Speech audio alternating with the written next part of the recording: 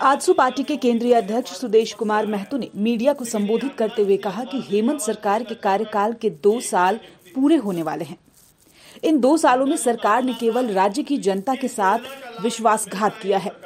हेमंत सरकार ने सत्ता में आने से पहले राज्य की जनता से कई वादे किए थे, जो उन्होंने पूरा नहीं किया। सरकार ने 5 लाख नौकरी देने का वादा किया, लेकिन आज की युवा पीढ़ी बेरोजगारी के कगार पर है। बिजली देने का वादा किया, लेकिन लोगों से अधिकतम राशि वसूल करते हुए उन्हें परेशान किया जा रहा है। साथ ही साथ बिजली का कनेक्शन काट भी दिया जा रहा है। इससे यह स्पष्ट रूप से साबित होता है कि हेमंत सरकार जनता के लिए कोई भी कार्य करने में असमर्थ है। हेमंत सरकार द्वारा किए गए सभी वादे लगभग खोखले साबित हुए हैं। आज तक तो लोगों को नौकरी नहीं मिली, अब केवल 24 घंटे ही शेष बचे हैं सरकार के 2 साल के कार्यकाल को पूरा होने में।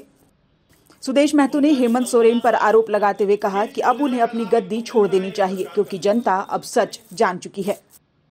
गरीब के घर बिजली जलेगी, बिजली मुफ्त मिलेगा, कनेक्शन मुफ्त मिलेगा और उसके साथ साथ 2 बल्ब जलाने का मुफ्त अधिकार गांव के लोगों को मिला। ये रफ्तार बढ़ा, गांव में बिजली पहुंच गई, गरीब के घर में बिजली जलने लगा। एक बड़ा तेजी से ये चीज हुआ, क्योंकि 2 बल्ब जलने का अधिकार था, बिजली जलने लगी, गांव में कनेक्शन आ गया। अभी आज का तिथि में पता करो, गांव में हर गांव में गरीब के घर से बिजली का कनेक्शन काटा जा रहा है।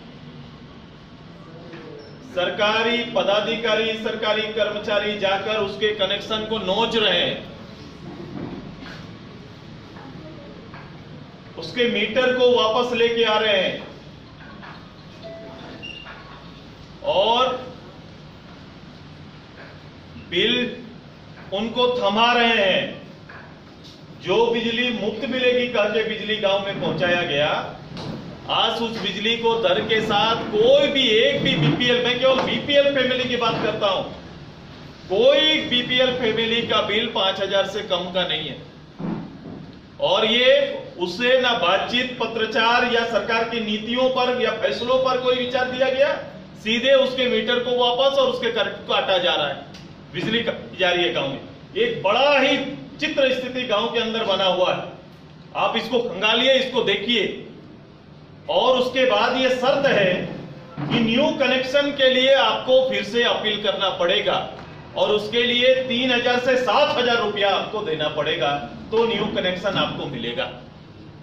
ये पूरा जहां जा रहे हैं, जहां बैठ रहे हैं, गांव के लोगों में ये स्थिति है कि भैया बिजली काट दिया, ये कर दिया। हम लोग तो ये सोच के लिए थे कि गरीब के घर में बिजली जलेगा, सरकार मुफ्त बिजली देगी। उसके बाद नए सरकार का आया कि 100 यूनिट तक आपको बिजली बिल नहीं लगेगा। 2 वर्ष हो गए, अब बिल तो छोड़ दीजिए मुफ्त, अब बिजली कनेक्शन काटा जा रहा है। ये गवर्नमेंट का, ये वर्तमान सरकार का ये अभी 2 साल की उपलब्धि है। न्यूज विंग के लिए रांची से संध्या की रिपोर्ट। लोग आ रहे हैं, लेकिन लोग किस लिए आ रहे हैं? लोग आवास मांग। Giridih is a small place, and we have like very less facilities in terms of education and this kind of infrastructure.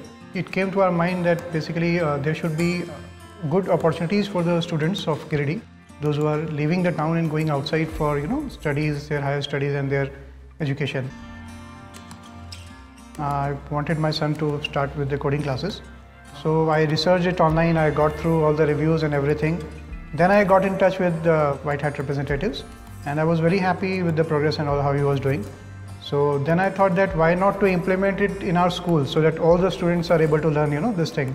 I started coding because we can make our thoughts real. We can interact with the computer. White Hat Junior is helping me to create a web browser. And I think on this part, White Hat is actually leading, on this coding platform. It is definitely a very good platform and one should implement in every school.